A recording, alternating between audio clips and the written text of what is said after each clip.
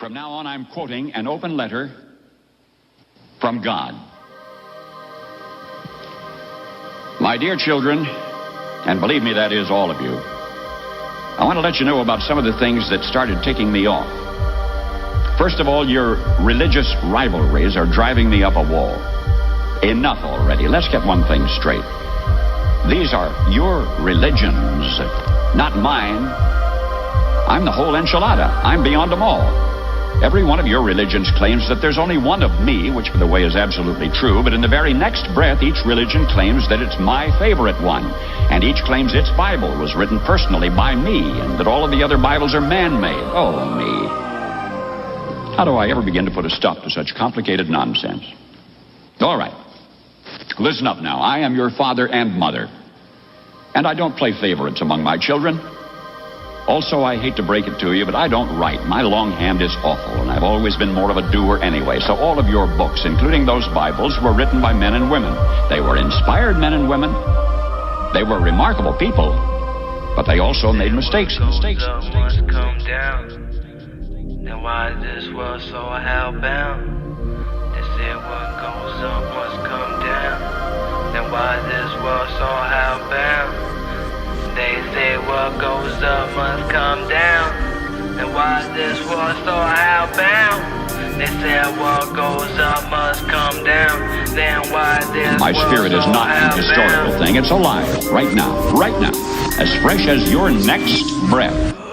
Contradicting over life and death, looking up at the sky, thinking it's having another life. Multiple times near a death, thinking it's how really a threat. Never on my knees, it's a two-way street. If I believe in you, how do I know you believe in me? And if God is nothing more but a belief, and I believe in me, so what the fuck does that make me? And God we trust, but in Satan's who we listen to. How confused is you? Money, sex, and drugs, shit that used to be taboo, now seems to be the shit that controls this youth. And money is the root, but we determine what it grows to. Shame to my neck, saying he wants my wallet and my shoes. Anything accessible, look what the money do. Cause what the fuck is right or wrong under the eyes of God? When growing up was never enough. After the check clears, you're only left with a couple bucks, just enough to keep your stomach satisfied. From a 40 to the neck, and to get some neck from that shorty you text. Just affordable fun where I'm from, and every dollar is a sin, but every dollar spent, and God we trusting in. If I were the devil, I want to engulf the whole world in darkness, and I'd have a third of its real estate and 4/5 of its population, but I wouldn't be happy until I had seized the ripest apple on the tree. With the wisdom of a serpent, I would whisper that the Bible is a myth.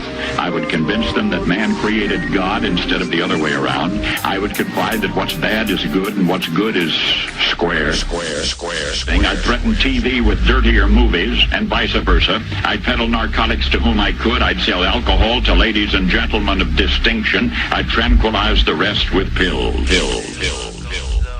come down. Then why is this world so hellbound? They say what goes up must come down. Then why is this world so hellbound? They say what goes up must come down. Then why is this world so hellbound? They say what goes up must come down. Then why is this world so hellbound? In other words, if I were the devil, I'd just keep right on doing what he's doing. And Lord, how can you be so forgiving? These kids don't learn, they keep on sinning. Raised from a home of religion. When I ask a question, they claim I was sinning. A God full of answers that's limited on questions. What leads me to question my existence. For instance, when the dark is 3, feeling demons surrounding me. Strange activities, paralyzed from the head down. Only thing that moves are my eyes now. Cold sweats, trying to catch my breath.